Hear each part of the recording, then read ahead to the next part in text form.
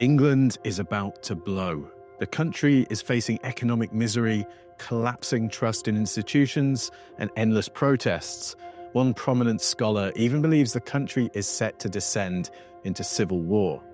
At the heart of the contention in the UK now is the issue of mass immigration, which has skyrocketed since the country left the EU in 2020. And the astrology is both confirming the seriousness of the current situation and telling us that things are going to get a lot worse before they get better. In this video, I'm going to look at the astrology of the UK and England in particular and think about why the country is hitting such tough times right now. But this video won't just be about the UK, because I think the country is actually just at the forefront of trends that could come to other parts of the world further down the line. So we're going to use the UK as a microcosm to understand what's going on at the macrocosmic level and see how astrology can help us to understand what looks on the surface like pure chaos.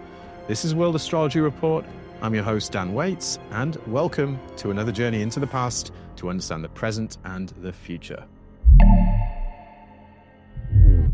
If you're enjoying this video so far, then please do me a favor and let YouTube know that and click the little like button down there. And if you haven't already, please do subscribe to the channel and enable notifications. Also, a quick announcement about this month's long-form World Astrology Report live stream. It's taking place on Saturday, September the 27th at 9 a.m. Eastern Time.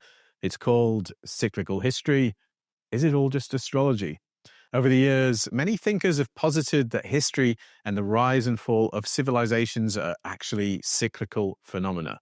These range from ancient ideas like Hesiod's Ages of Man and the Hindu Yuga cycle to Oswald Spengler's vision of civilizations as organisms with a lifespan of about 1,000 years, to more recent ideas like the Kondratiev wave, Strauss-Howe generational theory, and Peter Turchin's theory of cliodynamics. In this talk, we're going to survey major thinkers' ideas about cyclical history and see how many of them can actually be related to astrological cycles.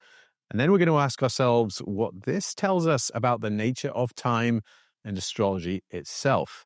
You can purchase entry on the live streams page of my website, worldastrologyreport.com. But entry is always free for website members or YouTube members at correspondent tier. So you might want to just sign up as a member because you'll also get access to tons of exclusive ad-free content, all my previous live streams, and a special extended version of this very video that you're watching now. Thanks for listening, and now back to the video. Now, before we get into the astrology of all this, I'm going to talk about what seems to be happening in England and the UK more generally. I'm going to be using the terms England and the UK interchangeably and quite loosely in this video, but rest assured that I understand very well that these things are not the same. A lot of the trends I'll be talking about apply to the whole of the UK, but things are kicking off particularly hard in England right now. So I'm going to be focusing more attention on it than the rest of the UK. Now, first of all, I honestly feel like I need to be a bit careful about what I say about the UK right now, because people are literally being arrested for tweets and Facebook posts and protests in Britain these days, which I'm frankly dismayed to see. The country feels like it's getting more and more authoritarian by the year, and what's interesting is that that sentiment is being felt across the political spectrum right now. People on the right are being harassed by the police for saying what they think about mass immigration, while people on the left feel similarly about the government's treatment of protests against the thing beginning with a G that's happening in Gaza right now. But the lack of free speech is just one reason that the situation in the UK is making headlines around the world at the moment. First of all, the economic situation of the country is bleak. There's a £51 billion hole in the national budget.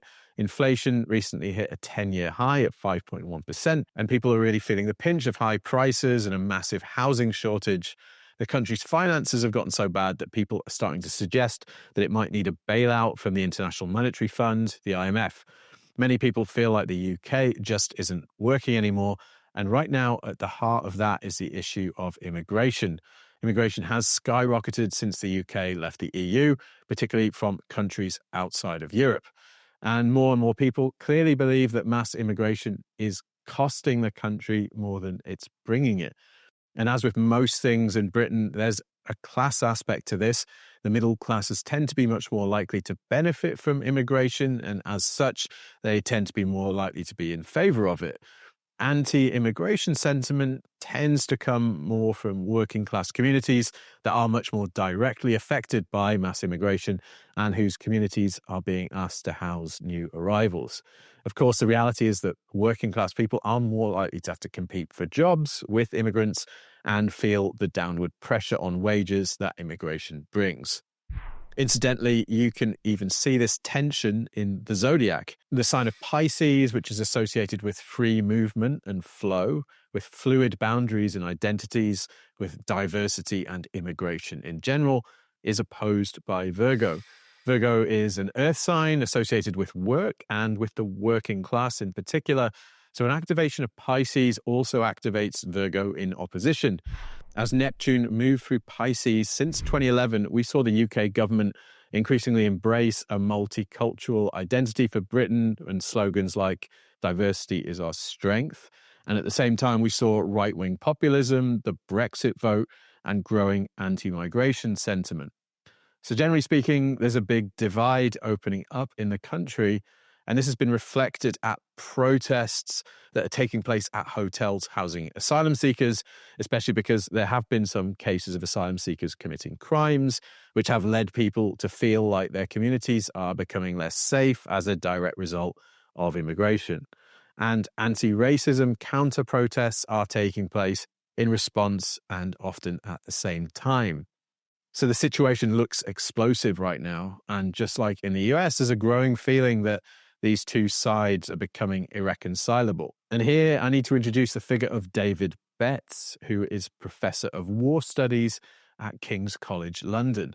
Betts has made a career of studying insurgencies around the world.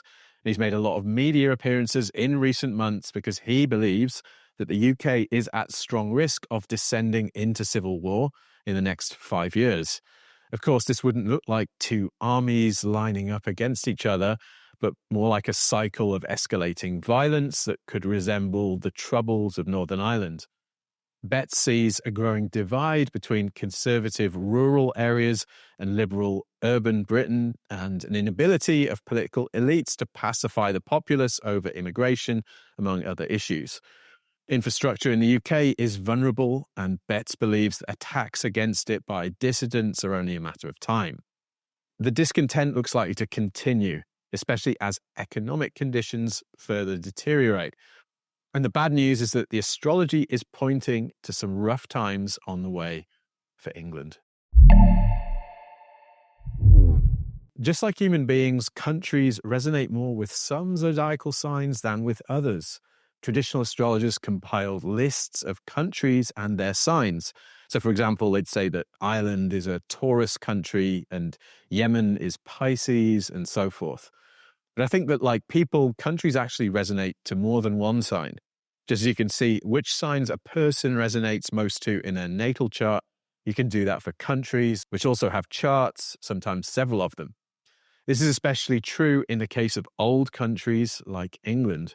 For example, England has charts dating from 1066, when William the Conqueror was crowned King of England, from 1707, when the Acts of Union united England and Scotland into the Kingdom of Great Britain, from 1801, when another Act of Union created the entity of the United Kingdom of Great Britain and Ireland, and from 1922, when Southern Ireland left the UK. I think the 1066 and 1801 charts are probably the most popular among astrologers.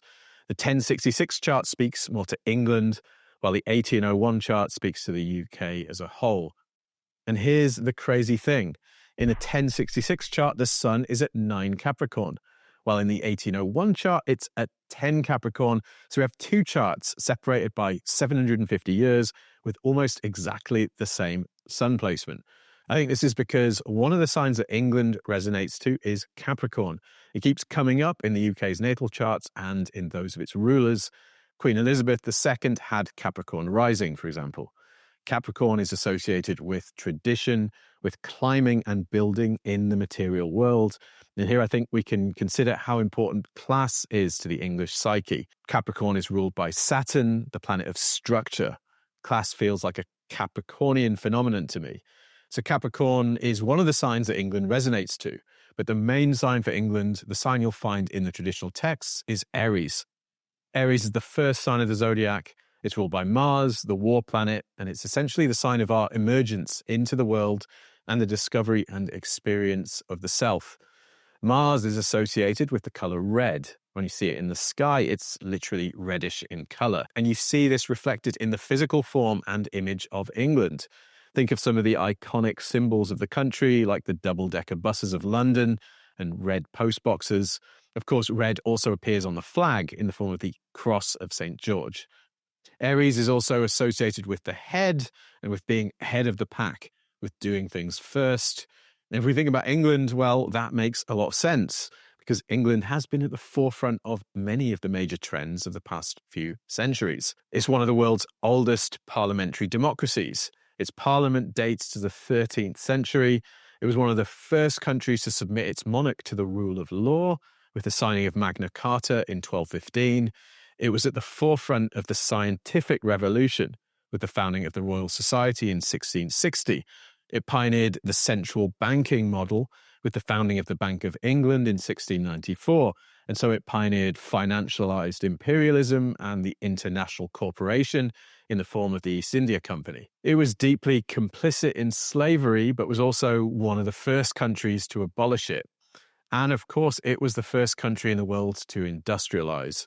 The first industrial revolution began in England in the mid-17th century. So England has historically been at the forefront of pretty much all the major trends that made the modern world what it is today. Aries does things first. Now, let's look at the 1066 chart for England.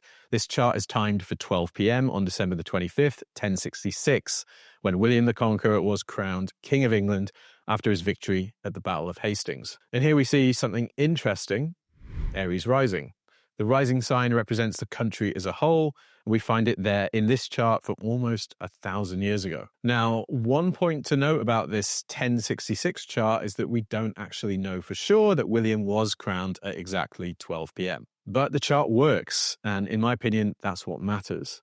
When you're doing mundane astrology, you'll often be unsure what chart to take for a country, so you need to be able to check that a particular chart works, and so get confident that you can get reliable results from it. In the bonus section of this video, available for members of World Astrology Report, I'm going to show you how to do this. And we're going to see how this 1066 chart is pretty much always activated at pivotal moments of English history. Now, another of the signs I think England resonates to is Pisces. England is an island nation and one with a rich maritime history. It built a global empire with its navy, so it makes sense that it would resonate to this sign too.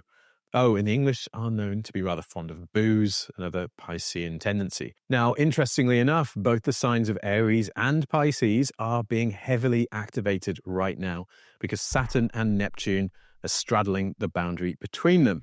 And this is speaking to the confluence of two themes that are making waves in England and across the world right now: immigration and sovereignty. Right now, immigration is the central issue of contention in the United Kingdom and in many other parts of the world. And I think a lot of that has to do with all the recent activation of the sign of Pisces. Pisces is the last sign of the zodiac. It's a water sign, an oceanic sign. It's a very spiritual sign. It represents the reality that human beings, as incarnations of spirit, are all really just drops in the ocean. There are no walls in the ocean. It's a place of free flow. And Pisces activations seem to correlate with surges in migration. In 2003, Uranus moved into Pisces, and it was followed in quick succession by Neptune in 2011. Immigration to the UK has grown steadily throughout those transits. In March of 2023, Saturn joined Neptune in Pisces. Saturn brings additional pressure and heaviness to the areas it's working on. It forces the issue, making it seem like the most important thing in the world at that time. Since Saturn entered Pisces, immigration has become a central concern in countries across the world. In some places like the US and UK, the issue of contention is migrants coming to live and work in the country. In other places like Bali and Spain and Portugal, people are pushing back against mass tourism. In 2025 and 2026, Saturn and Neptune are transitioning into Aries, the first sign of the zodiac. Both planets moved from Pisces to Aries earlier this year. Saturn has already retrograded back into Pisces for the last time this cycle, while Neptune will do that in October. Both planets will return to Aries for good in early 2026. Aries is a sign that has to do with the authentic expression and experience of the self. In mundane astrology, it can have to do with the themes of identity and sovereignty. And as we've seen now in the UK, we're seeing a big reaction against the mass immigration of recent years. And part of the way that's happening is there's a growing assertion of English nationhood and nationalism. As part of a campaign that they're calling Operation Raise the Colours, anti-immigration activists have been raising the English flag in all sorts of public places. In response, local councils have been taking them down again. This all feels a lot like Saturn and Neptune in Aries to me. And I think that here we need to look at the bigger picture to understand why they've been raising the flag. In general, the way that Brits think about immigration is still a bit different to the US, which was built on the idea that people could come there from around the world and become Americans. British elites have been trying over the years to turn Britain into something similar and to turn Britishness into a more inclusive idea that anybody can partake in. Part of the reason for this is ideological, but it's also a function of the logic of the capitalist world that we live in. Stock prices have to go up, and economies are meant to exist in a state of continual growth. And so, from a purely economic point of view, immigration is seen by Britain's governing elites as necessary. And that's because Britons are aging and they aren't having enough children to replace themselves. And ultimately, Britain today is also at the mercy of the desires of multinational corporations, of capital. And those corporations want access to cheap labor, which again requires mass immigration. I'd even go so far as to say that as far as corporations are concerned, the best kind of migrants are undocumented because people without papers can't really organize or push back or demand better conditions.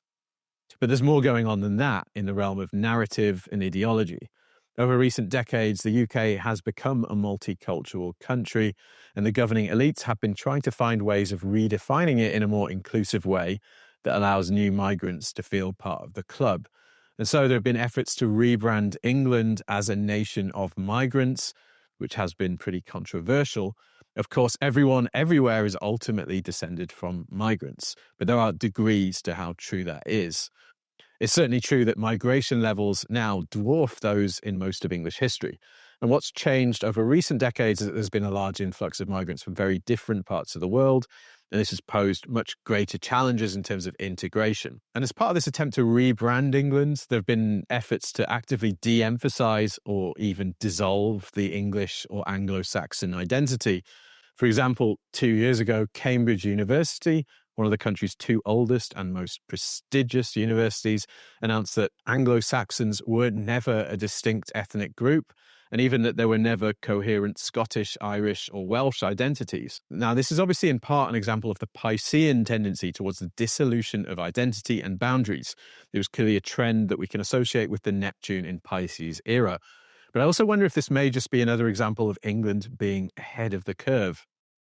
The English, who were the first to see their world totally transformed in the Industrial Revolution, have now become one of the first modern peoples in the world to essentially be told by their own government that they're not indigenous to the land on which they live and that they don't have any more right to the country than, say, newly arrived immigrants from thousands of miles away. In other words, efforts are being made to turn England into a kind of post-nationalist state. Again, Aries does things first. And some people even say that there's a karmic element to this. They point out that the English built a global empire and colonized the world, and now the reverse is happening to them. I think it's an interesting question as to whether nations accrue karma. In Autobiography of a Yogi, Paramahansa Yogananda said that, quote, "Every nation on earth has its own distinctive misery-producing karma to deal with and honorably remove." It seems possible that England is in the process of working through karma that relates to colonization. Of course, I would point out that the major drivers and beneficiaries of colonization were the monarchy and ruling class. not the mostly working class people who are saying that immigration is causing problems. Anyway, I also suspect that England is at the forefront of a trend that its internationalist ruling class would ultimately like to bring to all parts of the world, which is the dissolution of national identities. Ultimately, what's being aimed for is global governance, one world, one people. And nations aren't part of the plan. Indeed, they're an obstacle. My own view is that from a spiritual perspective, we're ultimately destined to leave things like nations and even borders behind. The question is more when it will happen. Are we ready for that now?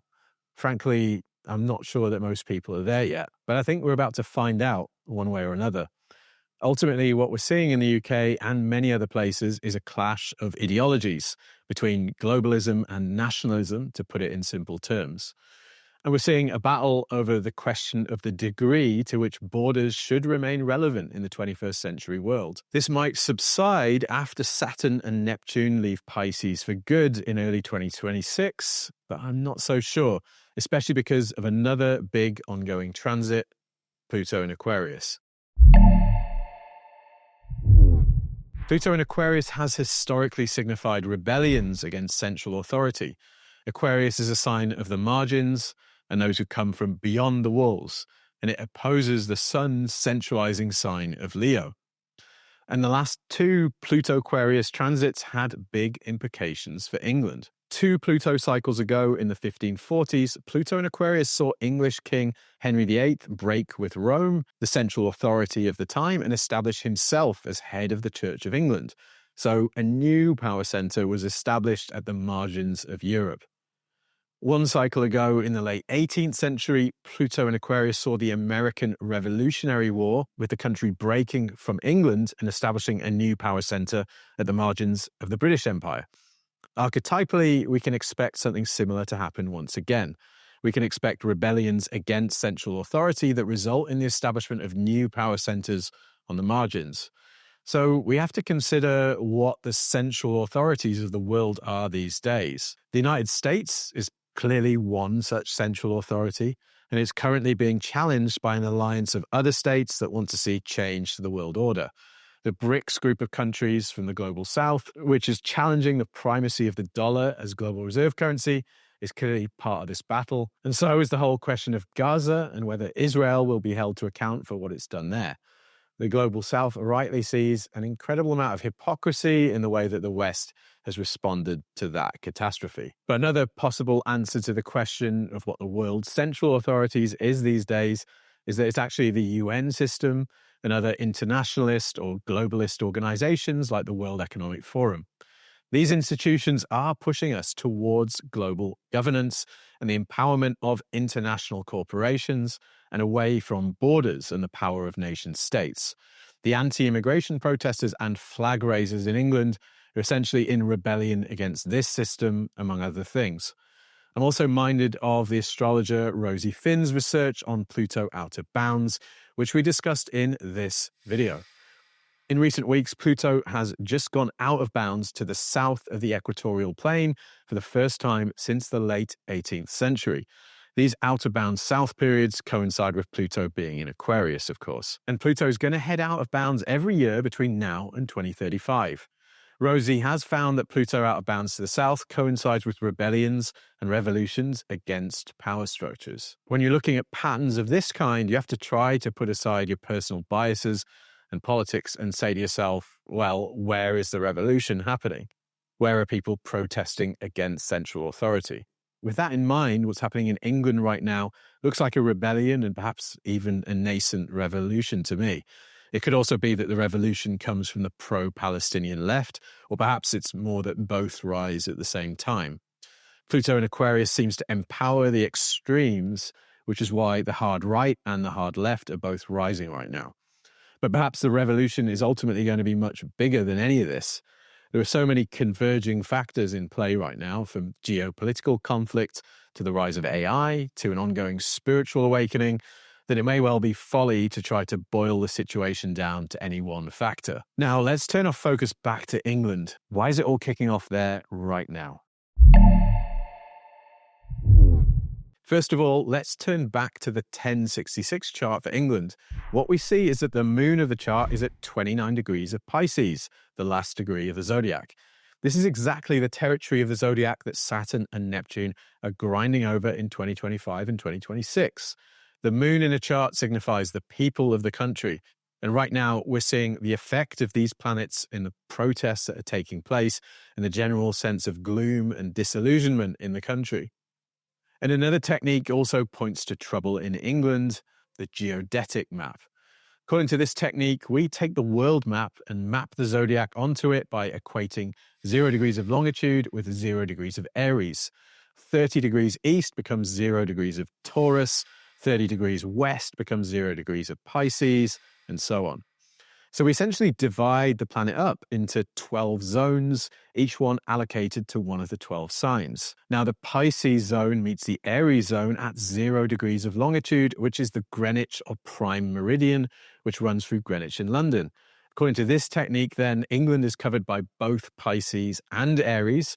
You also see that reflected in the 1066 chart. It has moon in Pisces and Aries rising. Using geodetics, we can convert the position of any planet into a position on the map. If we do that to Saturn and Neptune, we can see that their geodetic positions are right over England right now.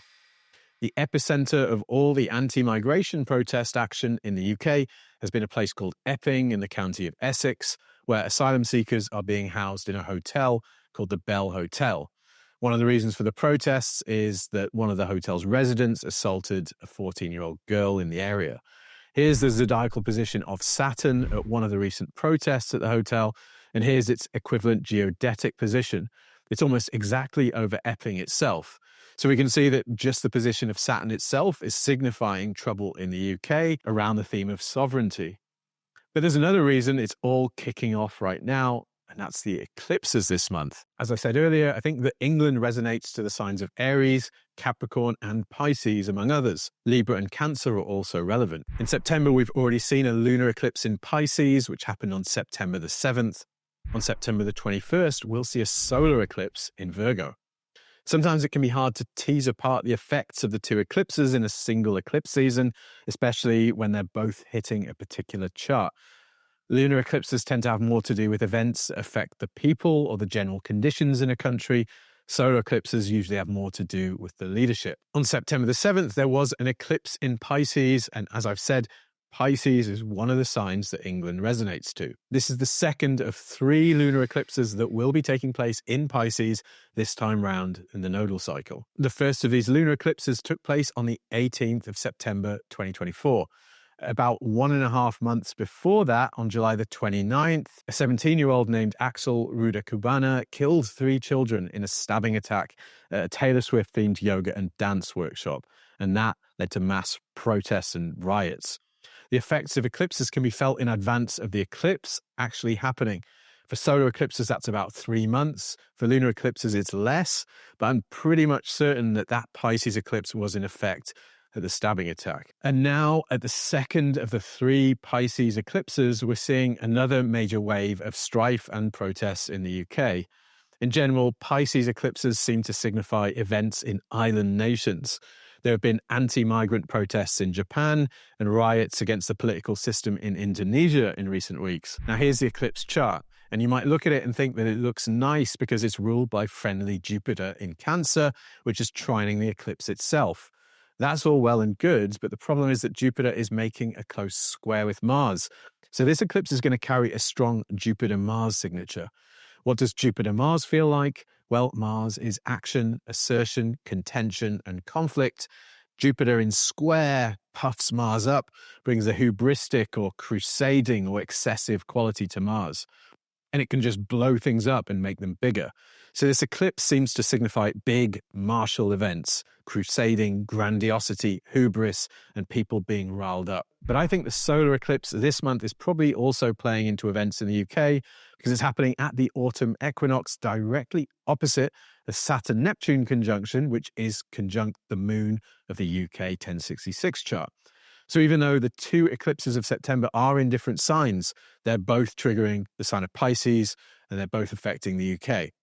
And now I want to draw attention to the fact that there's another Pisces eclipse on the way. A third Pisces lunar eclipse takes place on August the 28th of 2026. It's at 4 degrees of Pisces. It's going to be tightly square to Uranus. So I think this could be a particularly disruptive eclipse. And it's in conjunction with Pluto in the 12th house of the UK's 1066 chart. So it looks like a troubling eclipse that could stir up a lot of pent-up transformative energies. 2026 will also see a Mars-Saturn conjunction in the sign of Aries. These conjunctions come every 2 years and tend to time the unfolding of challenging events in the world. It looks like that conjunction is also spelling the beginning of a new cycle of strife for the UK. And in 2028, Pluto is going to conjoin the natal Mars of the UK chart. That also looks like a very challenging and potentially violent transit. There's a lot more we could say, but I think I've said enough about this for now. I think the UK, unfortunately, is in for a lot more trouble in the coming years. The trends that are driving the unrest there show no sign of changing anytime soon. If anything, the temperature is rising and things are going to get a lot more intense before any kind of resolution arrives. Now, in the bonus section of this video, we're going to look at the 1066 chart. And I'm going to show you how I back-tested this chart to convince myself that it's valid. That's it for this video. Thanks for watching and see you again very soon.